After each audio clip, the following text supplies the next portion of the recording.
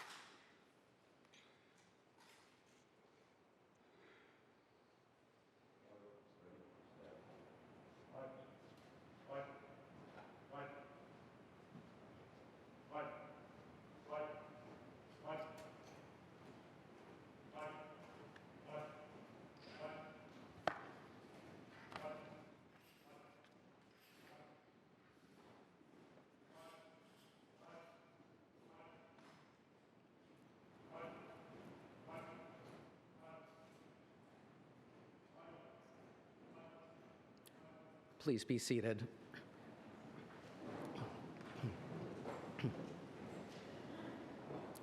Good morning, everyone, and welcome to the 32nd Annual Federal Interagency Holocaust Remembrance Program. My name is Brant Levine. I'm an attorney in the Civil Rights Division here at the Justice Department, and I am so proud to serve as chair of this program. For over 30 years, federal employees have been gathered annually here or other places for a Holocaust Remembrance Program. And why have we done this for 30 years? Well, first and foremost, to remember the 6 million Jews who perished in the Holocaust and the millions of other innocents who died along with them. Also, to learn directly from Holocaust survivors what happens when hate and intolerance go unchecked. And finally, to be inspired by the courageous stories of survival from Holocaust survivors. And today, our theme is Courage Cannot Be Silenced. And soon you're going to hear from Dr. Eugene Bergman about his story of survival. And at 94 years old, Mr. Bergman still embodies the courage of Holocaust survivors everywhere.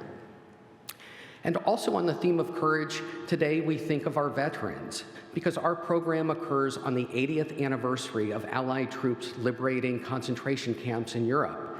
And just a few days ago at a ceremony in Dachau, a 100-year-old US veteran there said, quote, "When we opened the gates of Dachau, it was only then when we truly understood what we had been fighting for," end quote. I am so grateful for these brave veterans, especially those from the 84th Infantry Division, who liberated my grandmother from the Auschwitz concentration camp in Germany. My grandmother also survived Auschwitz, as did my grandfather, but they are no longer alive to tell their stories. So I must bear witness for them to make sure that their memories are not forgotten. And I strive every day to carry on their legacies as a civil rights attorney for the Justice Department, heeding their call to combat not just anti-Semitism, but any injustice, no matter where it lurks, no matter whom it strikes. As a federal employee, I know that I have a unique ability and a special responsibility to ensure that nothing like the Holocaust can ever again cast a dark shadow over us. And I know that I am not alone in thinking this way, as this large and diverse crowd signifies. We have representatives here from nearly 50 federal agencies and components. We have thousands more watching online from around the globe, including Foreign Service officers and members of the military. And we, as federal employees, are not alone, because also in the audience today, we have foreign dignitaries representing over a dozen different countries. And also in our audience today, and I know online, we have representatives from nonprofit organizations, from religious groups, from educational institutions, and lots of friends and supporters. Thank you all so much for being here today. And I want to give a special thank you to our agency leadership that is here today, seated in the front few rows.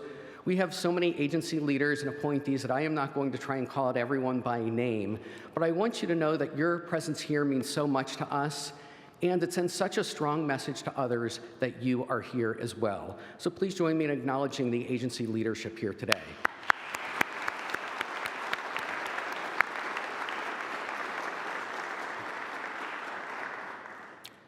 And on that topic, agency leadership, I want to say that the Civil Rights Division has been instrumental in ensuring that this program continued this year.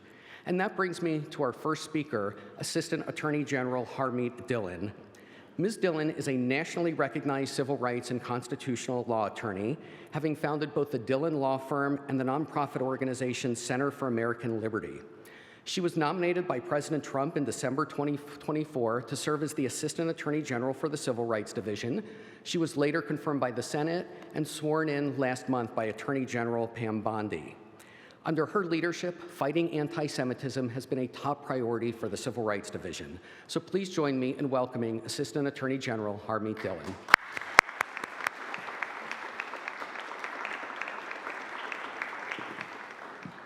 Thank you so much, Grant, for that kind introduction. We are gathered here today to honor the memory of 6 million Jews and countless others who were brutally murdered by Nazi Germany during the Holocaust. Men and women, girls and boys, young and old, tragically lost their lives as a result of persecution, hatred, and evil.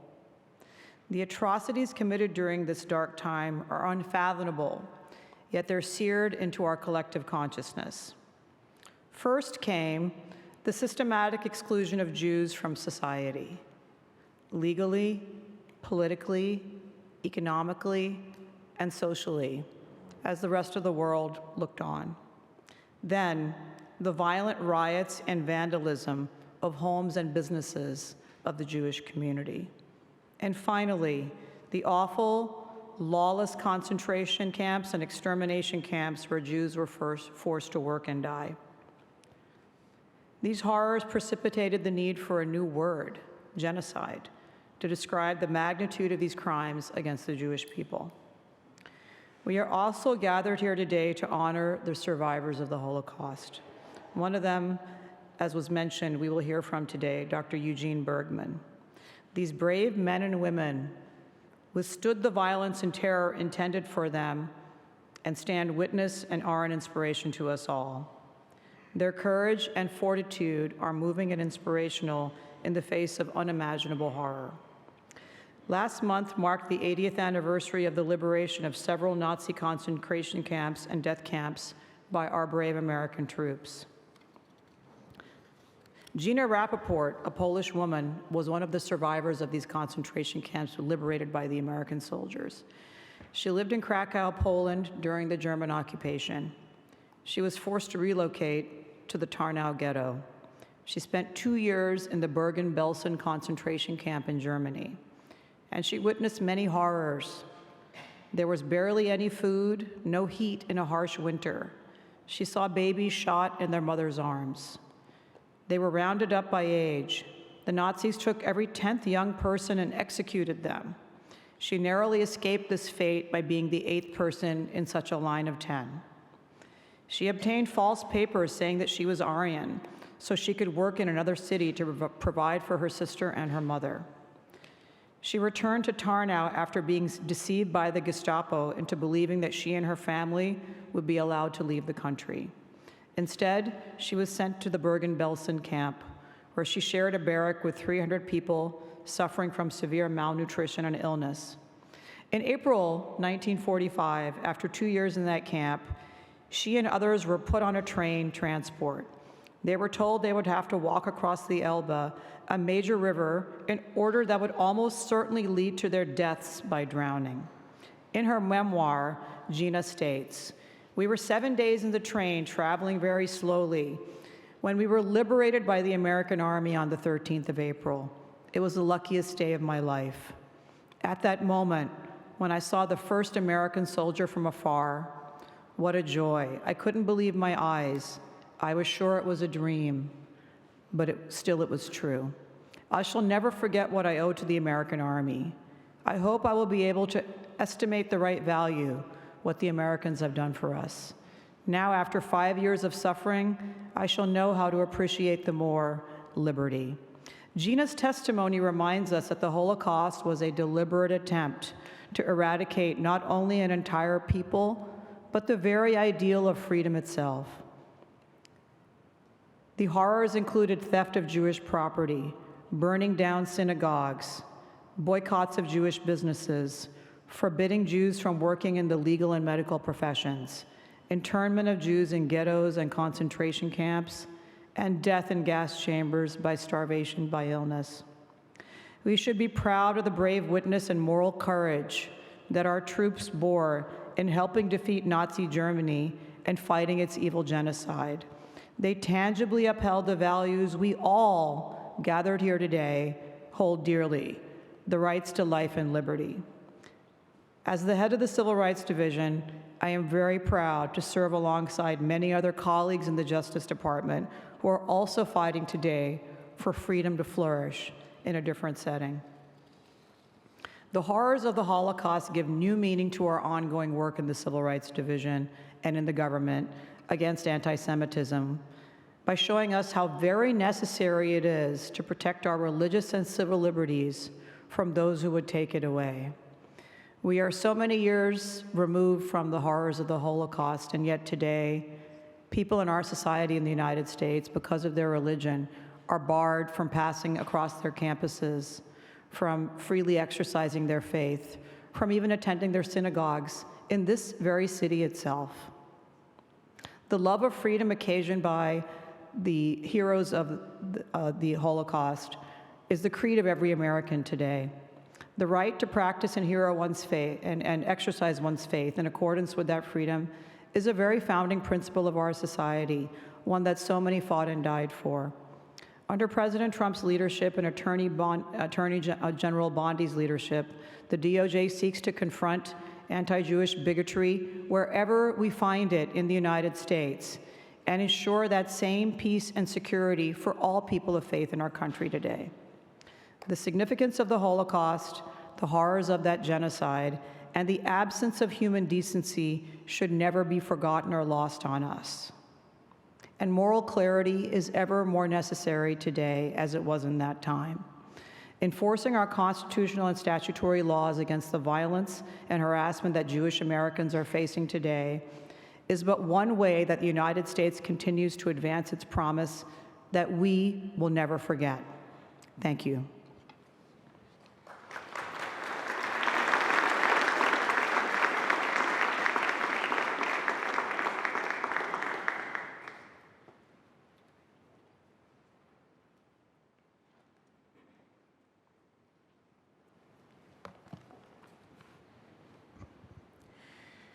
Thank you very much, Assistant Attorney General Dhillon. My name is Ellen Germain, and I'm the U.S. Special Envoy for Holocaust Issues. It's an honor to be here with you today, and it's a great privilege to represent the U.S. State Department and advance the mission of my office, which is to preserve Holocaust memory, pursue a measure of justice for Holocaust survivors and their families, and to confront Holocaust distortion and denial around the world. Last year, the State Department had the honor of hosting this federal interagency Holocaust Remembrance program. This year, we're very grateful to the Department of Justice for being the hosts. As we've heard, for 32 years, this program has gathered federal employees to honor the 6 million Jews who were murdered during the Holocaust, as well as the millions of others murdered by the Nazis and their collaborators. It also recognizes and pays tribute to the survivors whose stories, courage, and resilience have shaped our understanding of the Holocaust. I'm going to go off script a little bit here because some of the comments that we've heard have made me want to tell a couple of stories about the trip that I've just returned from. I just came back from Germany and Austria, where I had the great honor of participating in the 80th commemorations of the liberations of a number of the concentration camps that were liberated by US troops, including Dachau and Mauthausen. And I also spoke to a number of Holocaust survivors. And one of the things that I heard over the last few weeks from a number of Holocaust survivors was essentially the same story, the same anecdote. They said to me, when we saw the US tanks coming over the hill or coming down the road, we knew we were free. And one woman held my hand so tightly as she told me this, and she had tears in her eyes 80 years later, because she really wanted me as an American to know what it had meant to her to be liberated, to be freed by the Americans. And to be representing the United States at the liberation, particularly the commemoration of the liberation of Mauthausen, a concentration camp in Austria, where not only Jews, but political prisoners from some 30 or more countries were incarcerated, as well as Roma, Sinti, Jehovah's Witnesses, gay men. And so at this commemoration, pretty much every country that had prisoners at Mauthausen walk in through the gates of Mauthausen, and they lay a wreath at the main memorial. And the last ones to walk in are the United States. And to walk in behind the American flag, along with colleagues from the embassy, colleagues from the military, our Marines, members of the American community, was the greatest privilege, I think, of my almost 30 years as a diplomat and in the Foreign Service. It's a reminder to us all, I think, that, this was us and this is us at our best.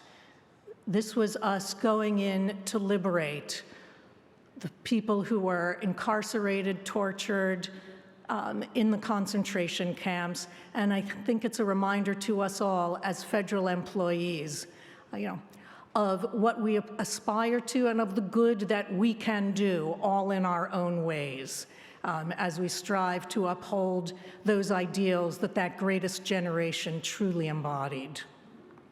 So thank you all for being here for this commemoration. When federal agencies acknowledge the Holocaust through events and programming like this, we do send a clear message that hate and anti-Semitism have no place. We must continue programs like this one. Around the world, we're witnessing a disturbing surge of anti-Semitism, not just in rhetoric, but also in acts of violence. Holocaust denial and distortion, which are pernicious forms of anti-Semitism, are gaining traction. And at such moments, remembrance is not just a ceremonial act, it must be a call to action. Educating about the Holocaust is a critical part of fighting contemporary anti-Semitism. My team and I work with other countries to ensure the historical truth of the Holocaust is preserved and its lessons are passed on to new generations.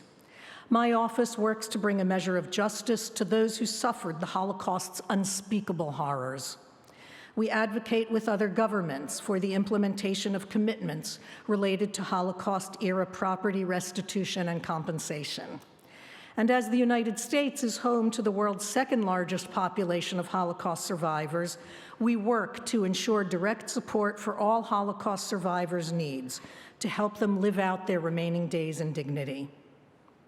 A fundamental lesson of the Holocaust is that the dehumanization of fellow human beings and unbridled hatred towards others can lead to wars that engulf the whole peoples, countries, and continents. 6 million Jewish men, women, and children were systematically murdered by the genocidal Nazi regime. They also persecuted and killed millions of others, including Roma and Sinti, Slavs, prisoners of war, Jehovah's Witnesses, and persons targeted based on their sexual orientation, and persons with disabilities. Nazi ideology was rooted in state-sponsored hate and grounded in the concepts of so-called racial purity and superiority. Jews were deemed subhuman and dangerous. People with disabilities were considered genetically unfit and burdens to society. Those who were blind, deaf, or had intellectual or physical disabilities were viewed as life unworthy of life. The Nazis often viewed the use of sign language by deaf people as suspicious or subversive. Sign language was even banned in places. The Nazis did not only see people with disabilities as inferior, they also saw them as polluting forces to be eliminated from the German future. When individuals were Jewish, had disabilities, or both, they were marked for death based on warped ideology and prejudice.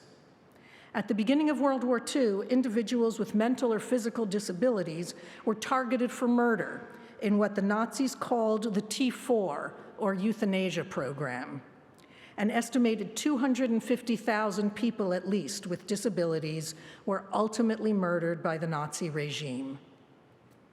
Our esteemed guest, Dr. Eugene Bergman, is going to talk with us about his story of survival. Dr. Bergman endured the atrocities of the Holocaust at a young age. He was just 7 years old when a Nazi soldier struck him on the head so hard it rendered him deaf. But in a strange turn of events, being deaf, combined with his youth, the strength of his family, and the chaotic nature of war, kept him alive. After living through the Holocaust, he emigrated to the United States with his family. He earned advanced degrees in literature and philosophy, including a PhD in English literature. He became a tenured English professor at Gallaudet University and a published author. Throughout his career and beyond, Dr. Bergman has advocated for education, disability awareness, and human rights. Dr. Bergman's experience is not only a story of survival, but also of defying Nazi ideology. Even in the most mechanized systems of death, there were cracks, places where humanity, chance, and resilience got through.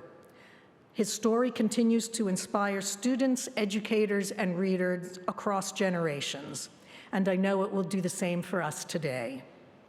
It's my honor to welcome Dr. Eugene Bergman, and we are also joined by his daughter, Sabrina Aharoni, who will provide the voice interpretation into spoken English for her father.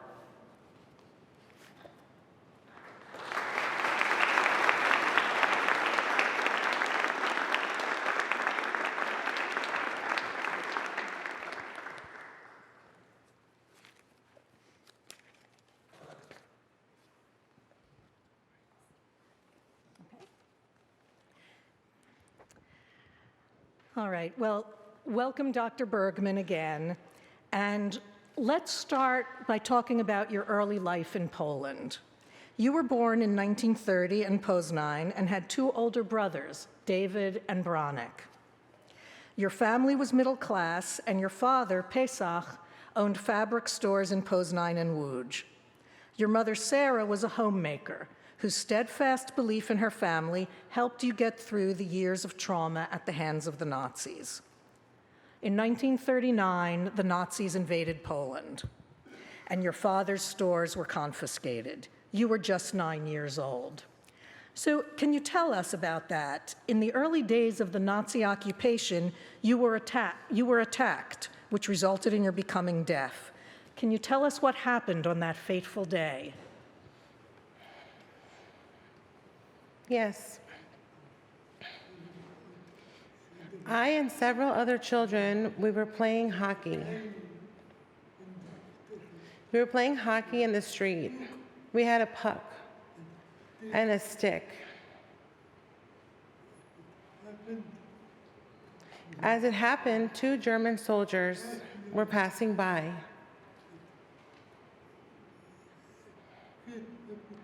And I hit the puck with the stick, and it landed on one of the soldiers. He got angry, and in turn, he struck me on the head with the butt of his rifle. Next thing I knew, I woke up, and I was in the hospital.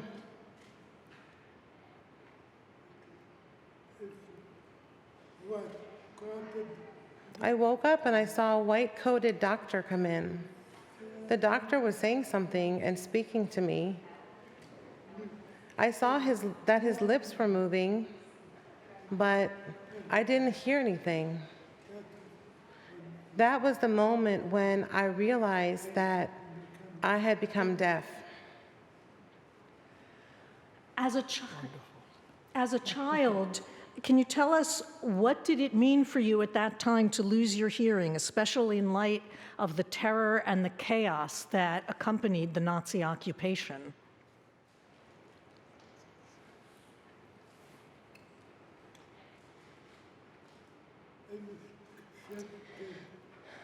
I just accepted the situation as it was.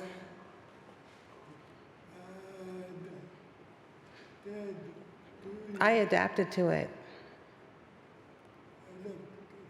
I lived through it. Yes, you did. An amazing story. So let's talk about how you lived through it and about your life in Warsaw, where your family moved in 1940, 1 year after the Nazis invaded Poland.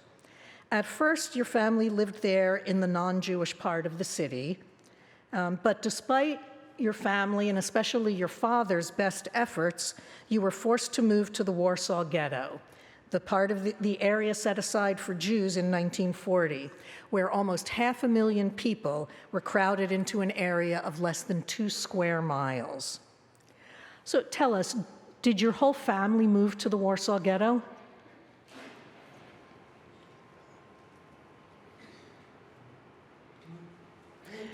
No, my father stayed in the Polish part of Warsaw.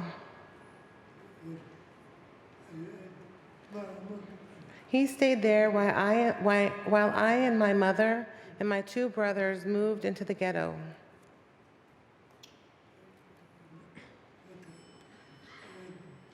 My father stayed in the Polish part so that he could visit us in the ghetto. He would come and visit us every weekend, and he would bring a sack of food for all of us. Otherwise, we would have starved.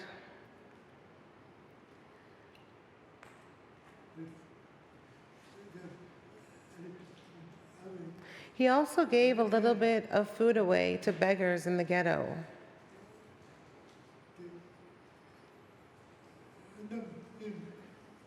They named my father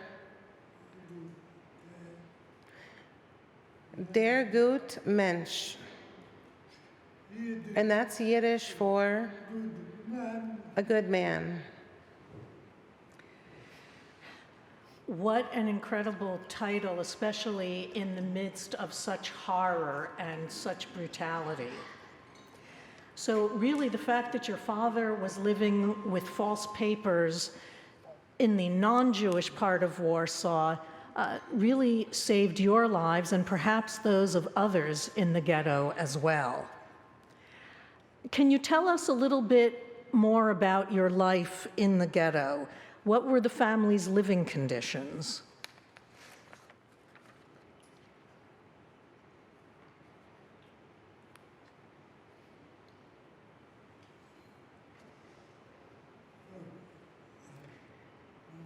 So the four of us, my mother, my two brothers, and I, we lived in a one-room apartment.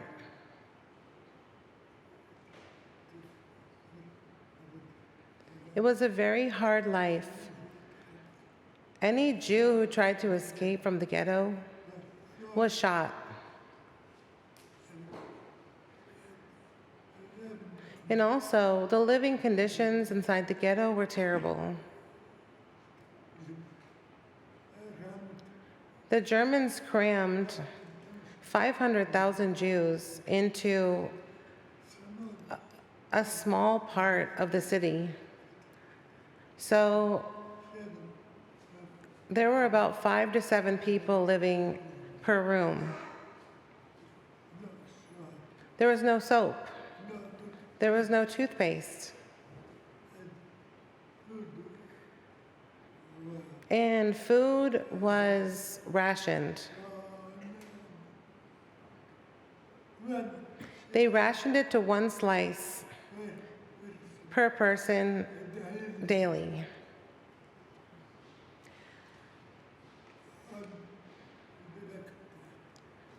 When you have food like that, people died like flies.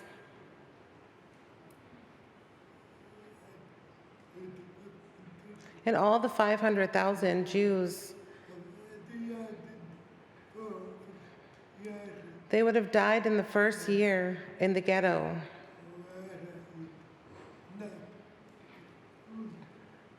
Were it not for food smuggling.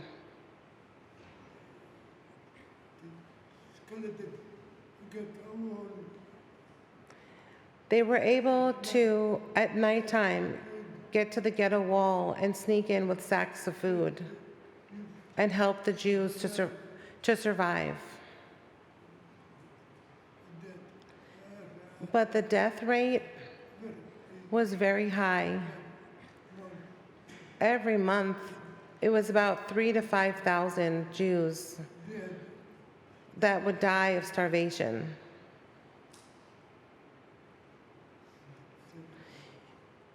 At the same time, the ghetto walls, or inside the ghetto,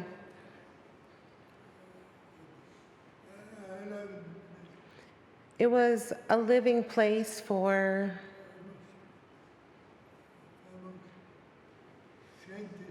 the most famous scientists, doctors, artists. We had a cultural life within the ghetto. There were several theaters. They had a ballet. And there was even a Jewish symphony and orchestra within the ghetto.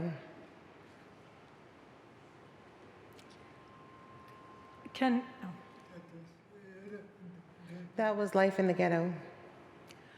Can I ask, your mother was there alone with 3 boys, 3 sons.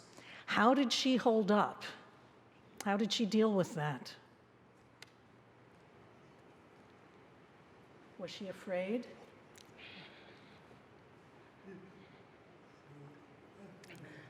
If she was afraid, she did not show it.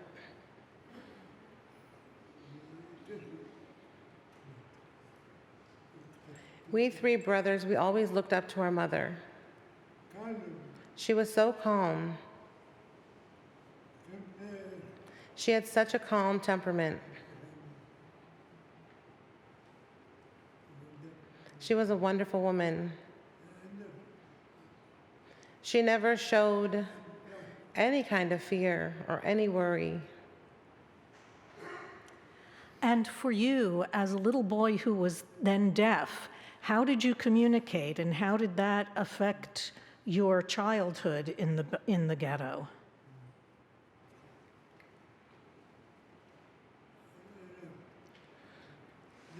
I learned how to lip read in Polish so I could communicate with my family.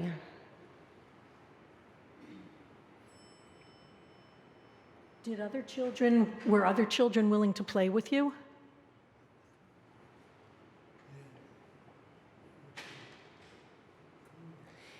Yes, we had a courtyard, and the courtyard was in my building, and I would play with the other children every day.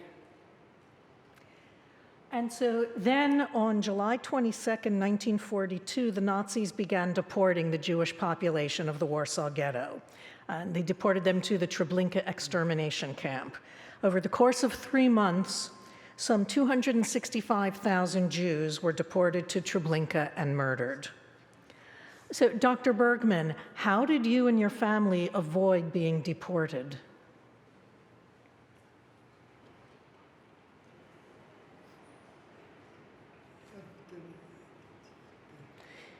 After that started, one day,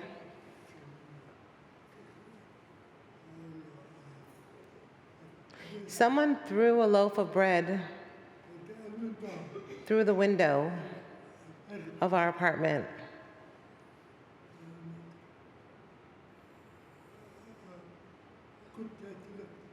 My mother cut the loaf with a knife, and there was a paper there. And the paper was written by my father. And the paper said, "Sarah, you must leave.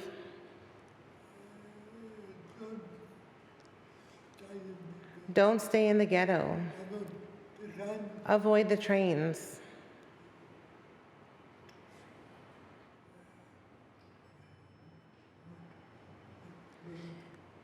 So my mother and my brothers and I, we went to the ghetto gate. And then my mother, she showed her ID card together with a wad of banknotes. She had the banknotes hidden so that the German gendarme saw it, took the wad of cash, and let us pass. And then we walked through the Polish part of the city, and we walked to the home of my father. My father was living in it was a partition. He lived in the kitchen part. And then the 5 of us, we couldn't stay living in a small part of a kitchen. So my father took us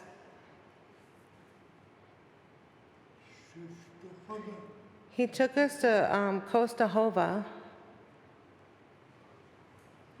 So he took us to Costa Hova. So your story then became a series of moves to try and keep ahead of the Germans.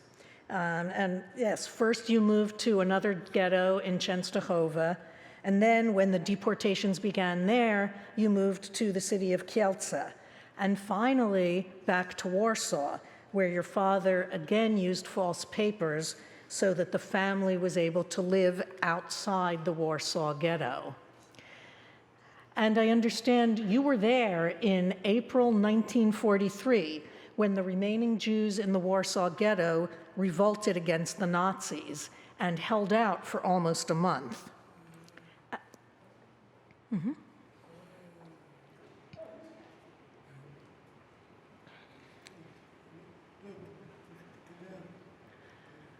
No, let me make it clear. There were two different uprisings. There was the Jewish uprising that was in 1943. And then there was the Polish uprising that was in 1944.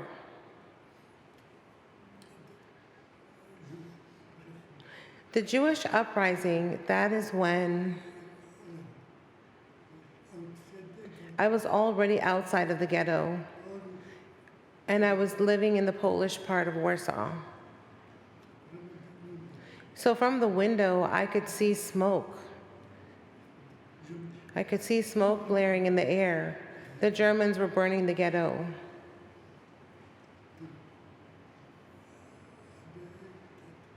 And by that time, I was living with my family, and we were living in the Polish part of Warsaw.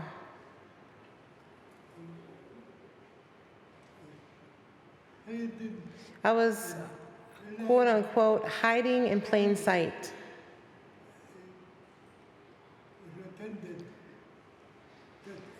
I pretended that I was Polish. I even learned how to do the cross on my body, on my chest, things like that.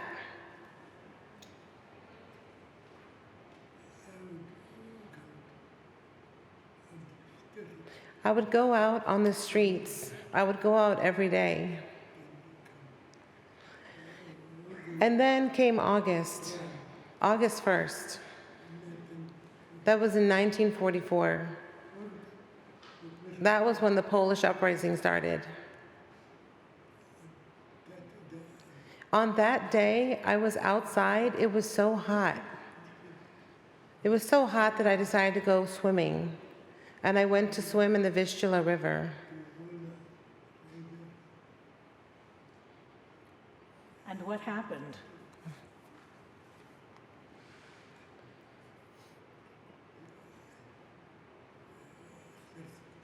I started to swim, and I didn't realize that the current, it was just so strong. It was so strong that I started to drown. Suddenly, someone pulled me up from the water, and they pulled me onto a boat. And the boatman said something to me, and I gestured, I signed to him, I'm deaf, I pointed to my ears. And then he looked at me, and he gestured to me. He said, take down your swimming trunks, pull them down. He wanted to know if I was circumcised. But I refused to pull them down. And then, for some reason, the boatman changed his mind, and he let me go.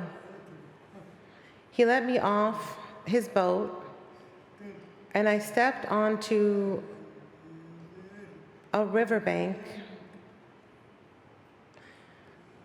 And then something happened. I never expected this to happen, but something happened where I was standing and I saw a swirl of sand on my feet swirling around. It was moving around my feet, and I was wondering, what is that? And then I looked up and I realized I saw a man aiming his revolver at me. And then I realized what had happened.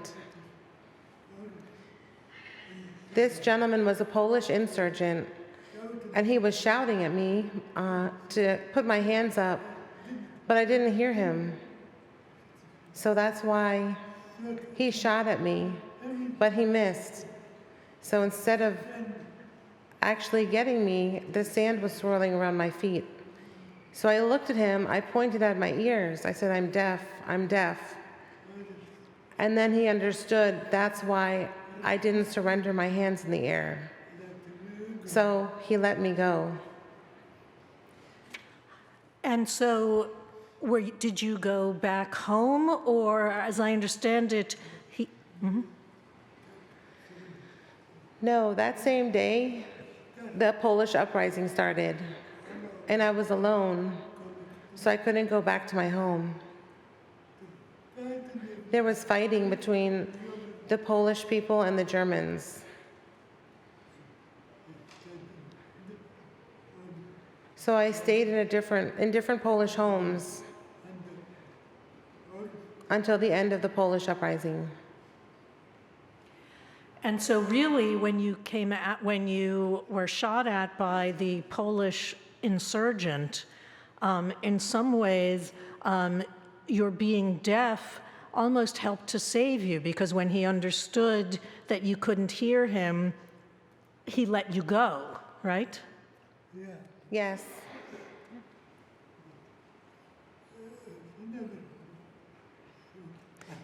But I was never shot at before.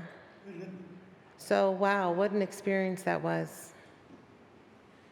And then, since you were not able to go home because the uprising was happening, Yes, I could not, correct.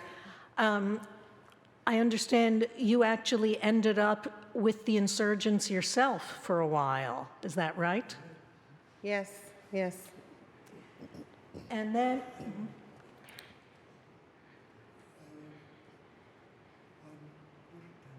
I was only 14 years old at the time. And that was when I joined the company of the Polish insurgents. I didn't do any fighting, but they let me stand. They let me stand guard as a guard sometimes.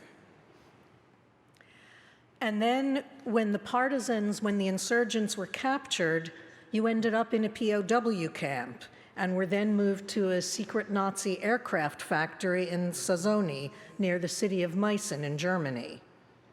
Yeah. And that's where you were when you were liberated. Yeah, go on, sorry.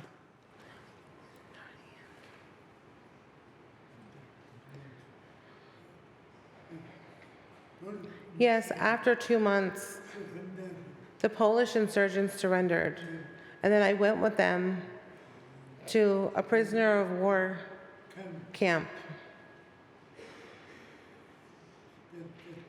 I stayed in the prisoner of war camp, and I worked in that factory. I worked in there until I was freed. And you were liberated by the Russian army on May 2nd, 1945. Can you tell us, that must have been an incredible day. What were you feeling?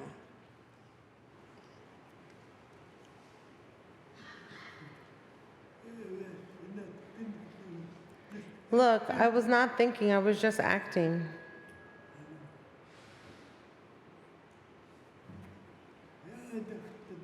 I mean, I adapted myself to whatever was happening. Just like on that day when I was freed.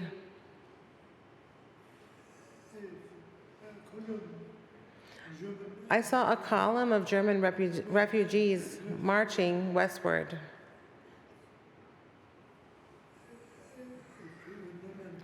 And then I saw one man, he was walking with a bicycle. So I took his bicycle from him. I couldn't believe it. I couldn't believe that I did that. And then I bicycled into a small town.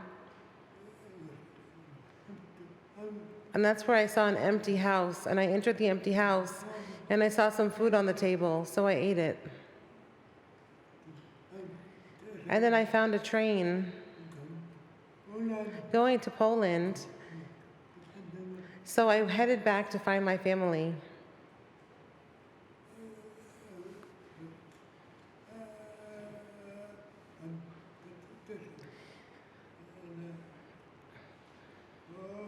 I was on the train platform, on the platform car.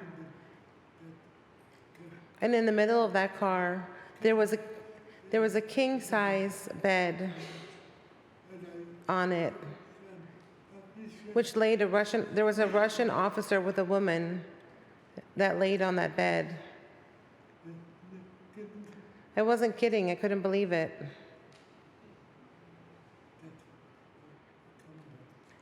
And that's how I had come back to Poland and later found my family again. And did you find all of your family when you came back to Poland?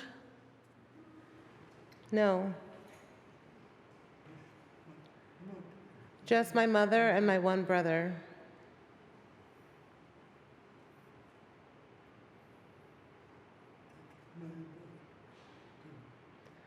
My brother told me that after the war, he met a man that had known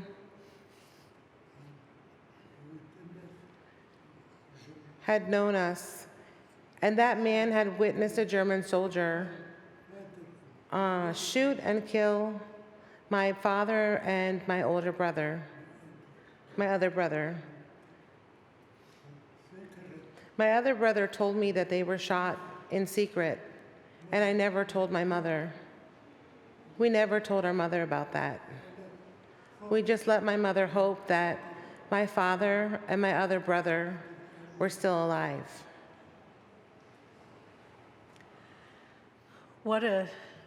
There are really no words to express what happened to you, both through the war and then when you were liberated. At least you were reunited with your mother and with one brother. And then the three of you, as I understand, you were in a displaced persons camp for a while. And then eventually you were able to emigrate to the United States. So looking back on all of this, for you, what stands out the most for you, if anything, about the war and its effect on your childhood?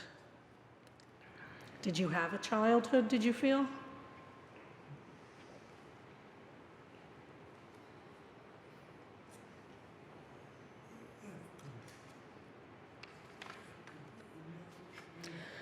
Of course, I had no childhood once the war began.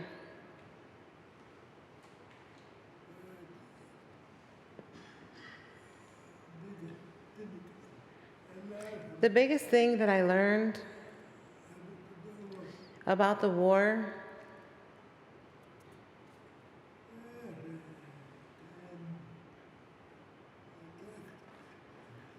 is how to pretend to act as if I were a Polish boy and not a Jewish one.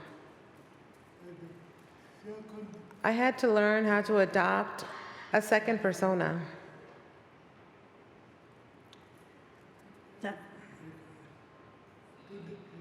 It's like I was two different people. And that was a hugely important lesson that really saved your life.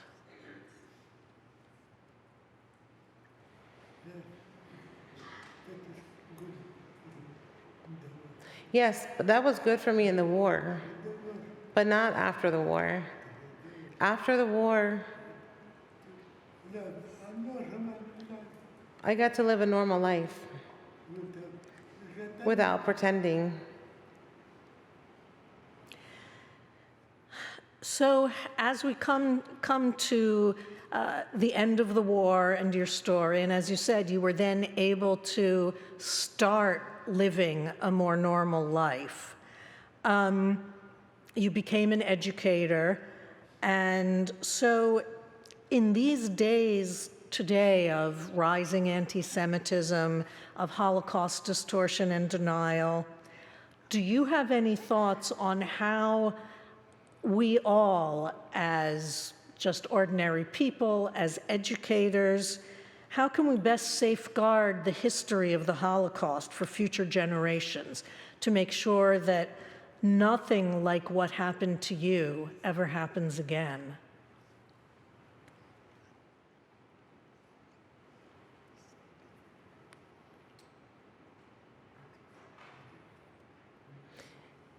That question is a hard one to answer, but I guess one possible thing is that there has to be more events like this one, or other events on teaching about the Holocaust. Because, as you know, one picture is worth 1,000 words. So when you teach about the Holocaust, you also need to show photos and show photographs of the liberation of the camps. So you can see as they're living skeletons in the photos.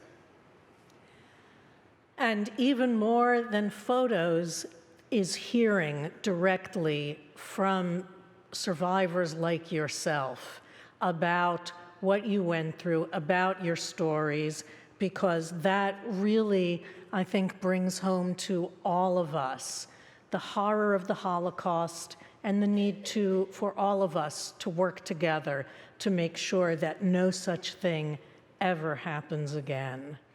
Dr. Bergman, thank you so much for sharing your incredible story with us.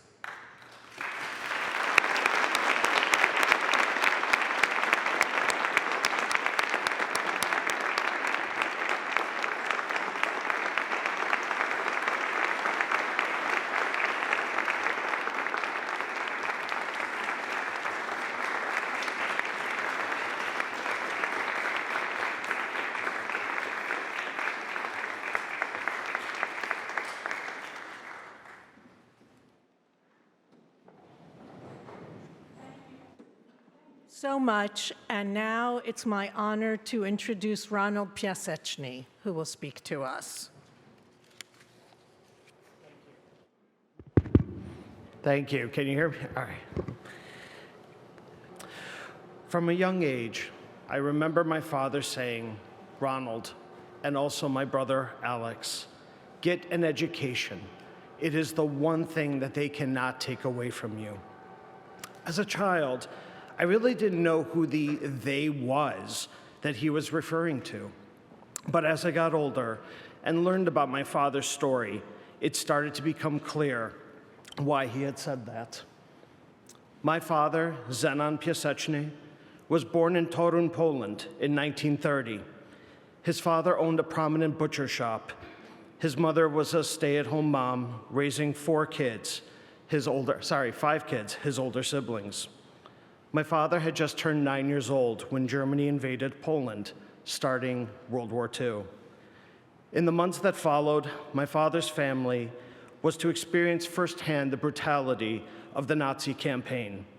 My father told me how one morning his 2 brothers were attacked on their way, taken off the streets, placed in large covered wagon, and driven off along with others that were captured in that raid. My father recalled barely being able to escape and returning home to tell his parents of what had happened. Weeks later, he and his remaining family were awakened in the middle of the night when Nazi soldiers burst into their home, rounded them up, and forcibly loaded them, along with other captured individuals, onto trains that were headed to various other Nazi labor camps. This would be the last time my father ever saw his father. The soldiers had kept him and his mother together. He believed that on the account of his age and that he was a small, scrawny kid, as he described himself, that the soldiers had probably mistaken him for younger and allowed him to go with his mother.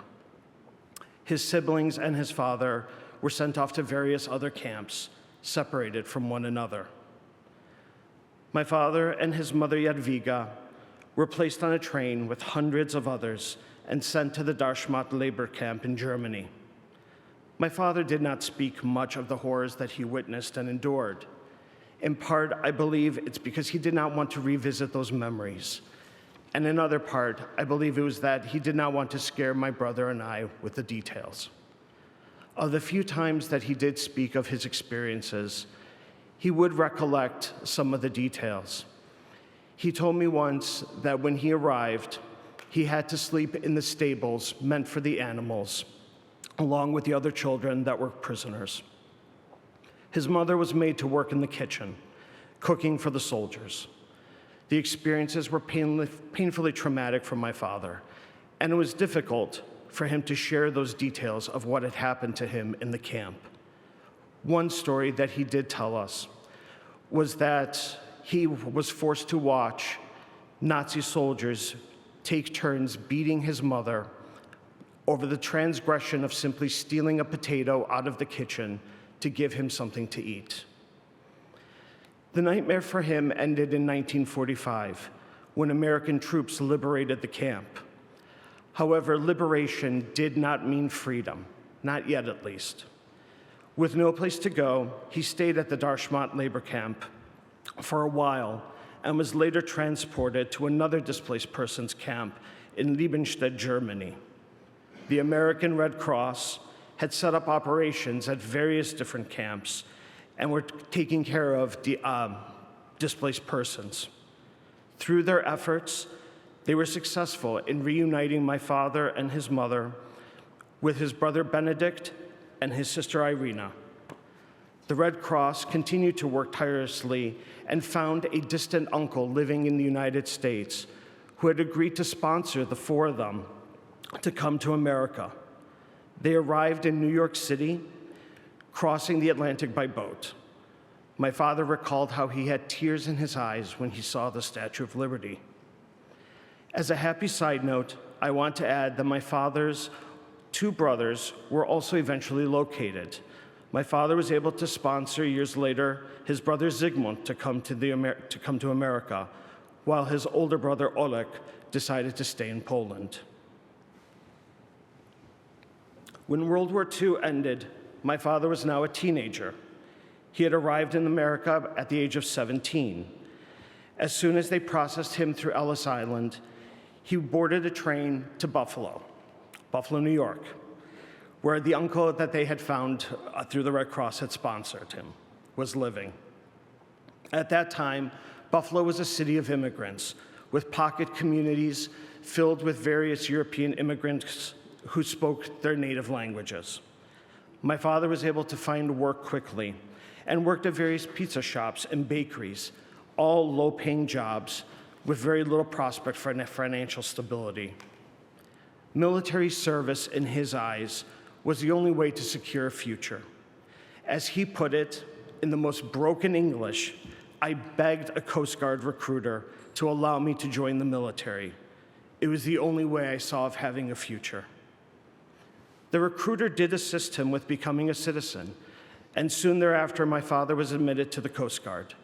He served from 1950 to 1953, and then joined the Merchant Marines, where he served an additional few years. Upon leaving service, my father opened his very own bakery shop, building on the skills that he had learned when he first arrived in the United States.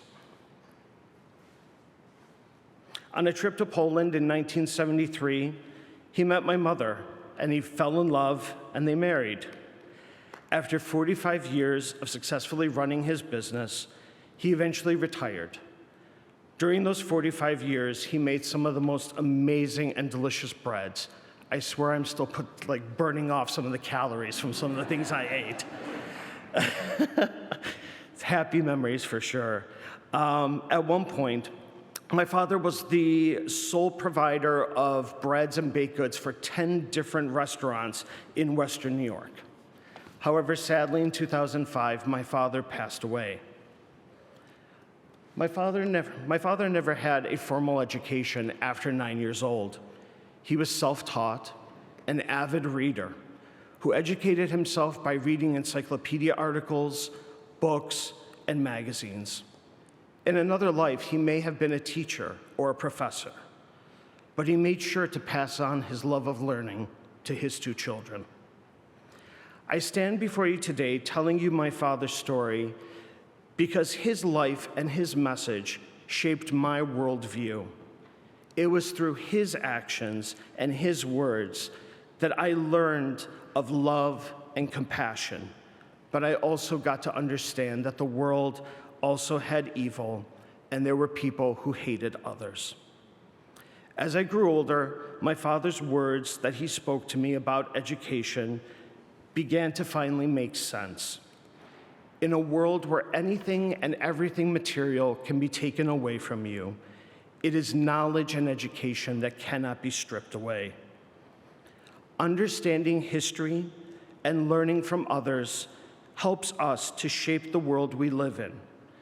It is through education that we see the beauty that can be. We are given the hopes and dreams of a better world, and we are equipped with the tools to become agents of change, able to craft that better existence for ourselves, our loved ones, and others. As time moves forward, we are losing those firsthand witnesses to the Holocaust and hearing directly from them their stories of courage and survival. Second and third generation survivors have a unique opportunity now. We are the torchbearers who bring those lessons into the future. Our work, our actions, our lives are the legacy of our parents and grandparents, ensuring that their stories of survival are never silenced and never forgotten. In closing, I am honored to be able to share my father's story, and doing so as an employee of the U.S. Department of Veterans Affairs, where I get to help other veterans who have served bravely and fought for our freedoms. If not for American soldiers, my father would not have survived, and I would not be here. My father's legacy lives on in me, as well as in my brother, and the work we do every day. I want to thank you for your time and wish all of you to learn as much as you can from today's presentation. Take that information back with you. Use that knowledge to become agents of change and to make the world better for all of us. Thank you.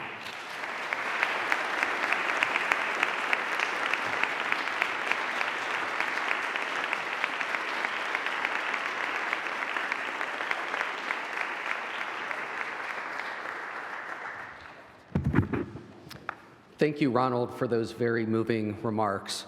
Ronald is a member of our executive committee, and we have benefited so much from his leadership, his creativity, and his hard work.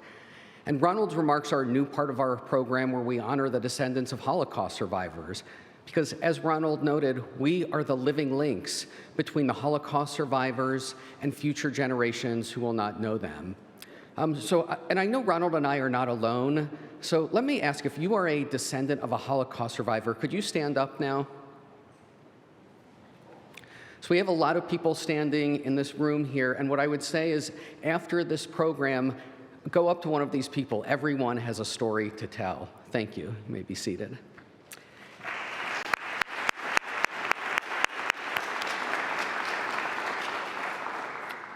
We are now going to move into the final part of our program, the candle lighting ceremony. In Judaism, one long-standing tradition is to light memorial candles in memory of loved ones who are no longer with us. So today we are going to light the candles up here to remember the 6 million Jews who were murdered in the Holocaust, to remember the millions of others who died at the hands of the Nazis and their collaborators, to remember the brave veterans who fought trying to liberate concentration camps, and to remember the righteous people who stood up for Jews and died trying to save them. And I'm going to call up candlelighters one by one to recognize both agency leaders and federal employees. Our first candlelighter is Andrea Lucas. Andrea Lucas is the acting chair of the Equal Employment Opportunity Commission. She has been a member of the EEOC since being nominated by President Trump in 2020. She has been a consistent voice against anti-Semitism during her tenure on the commission. And she has engaged in significant public education efforts on this issue. And since being designated by President Trump as acting chair in January, Ms. Lucas has made combating anti-Semitism in the workplace a top priority for her agency, particularly in the college and university workspaces. Under her leadership, the EEOC will be a powerful partner fighting anti-Semitism at work and beyond. Thank you.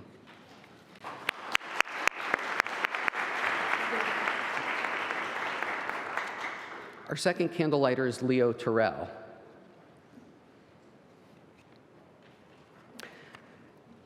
Leo Terrell is the senior counselor to the Assistant Attorney General for the Civil Rights Division. Mr. Terrell is a nationally renowned civil rights lawyer who has been on the front lines in the fight for social justice for over 30 years. Since being appointed by President Trump in January 2025, Mr. Terrell has led the federal government's Joint Task Force to combat anti-Semitism. Created pursuant to President Trump's executive order on anti-Semitism, this task force set as its first priority to eradicate anti-Semitic harassment in schools and on college campuses. Thank you, Mr. Terrell.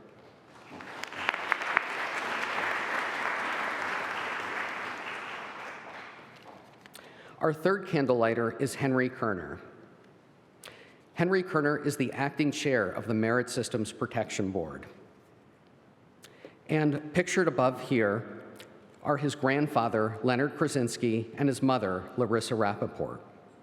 Mr. Kerner's grandfather survived the Holocaust by fleeing the town of Anatova in Belarus as the Nazis arrived in the summer of 1941. His grandfather's parents and 6 siblings were murdered by the Nazis. Thank you, Mr. Kerner.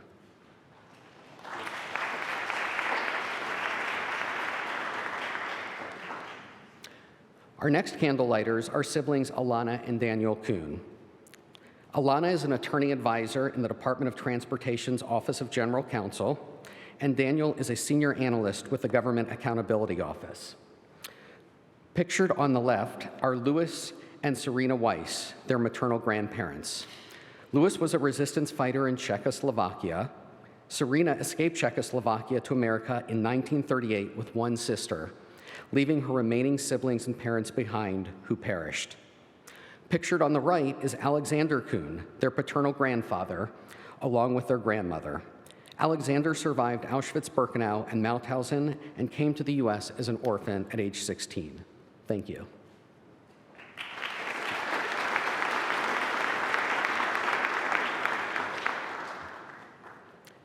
Our next candlelighter is Sarah Vogler. Ms. Vogler is a program manager from the Department of Health and Human Services. On the left is her grandfather, Henrik Vogler, who survived 3 concentration camps before becoming a writer, literary critic, and editor in Krakow, Poland. On the right is her grandmother, Romana Pronikna, who survived the Holocaust by being hidden by her family. Romana became a Polish theater and film actress, theater director, and screenwriter. Thank you.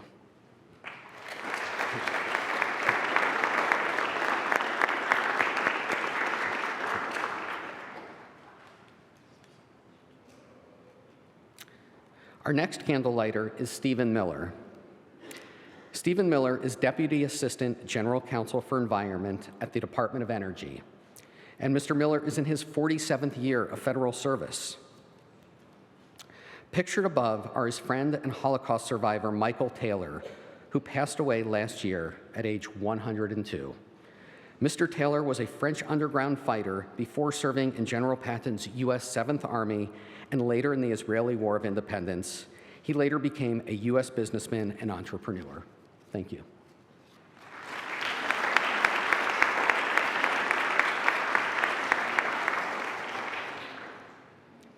And our final candlelighter is Eva Fontheim. Eva is the chair emeritus of this committee. She used to hold my role, and she recently retired from the Department of Housing and Urban Development after 35 years of federal service, most recently as a housing innovation specialist. Pictured on the left are her parents, Margot and Ernest Fontheim, both Holocaust survivors. Margot lives in DC and is still alive at 102 years old. Ernest passed away in 2019. Pictured on the right are Ernest's mother, father, and sister, George, Charlotte, and Eva, who were killed in Auschwitz. Thank you, Eva.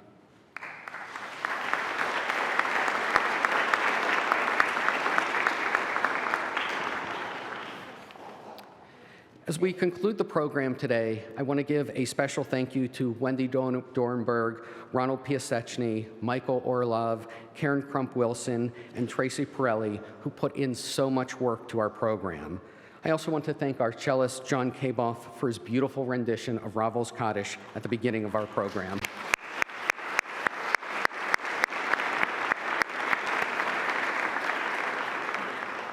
Thank you, too, to our Armed Forces Color Guard for performing here today and for their service to our country, also to our sign language interpreters who have worked so hard today. And I am deeply grateful for Special Envoy Ellen Germain's continued participation and dedication to our program. And finally, again, thank you to Eugene Bergman for sharing your story with us. It means so much. As we leave here today, may we all carry with us the memories and inspirations of Holocaust survivors like Dr. Bergman. Thank you for coming.